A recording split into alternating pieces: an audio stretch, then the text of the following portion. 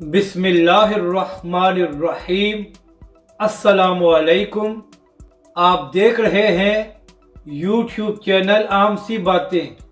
तहरीक लब्बैक और अल्लामा साद हुसैन रिजवी की मकबूलियत का खौफ और हम न्यूज़ पर तहरीक लब्बैक के चर्चे, इस वीडियो में हम इसी के मुतालिक बात करेंगे। नाजरीन कराम, मोहम्मद मालिक साहब के प्रोग्राम में पंजाब में होने वाले ज़िमनी इंतखाबात के मुतालिक बात हो रही थी, तो वहाँ पर नून लीग की उज़्मा बुखारी साहिबा भी मौजूद थी। तो वो कहने लगी कि तहरीक लब्बैक पाकिस्तान ने 20 हलकों में अपने उम्मीदवार खड़े कर दिए हैं और इसके अलावा दीगर मजहबी जमातों के वोट भी तहरीक लब्बैक की तरफ जा रहे हैं। इसके बाद उज़्मा बुखारी साहिबा ये भी कहने लगी कि जो राइट विंग की जमातें हैं उनका वोट भी तहरीक लब्बैक की तरफ जा रहा है।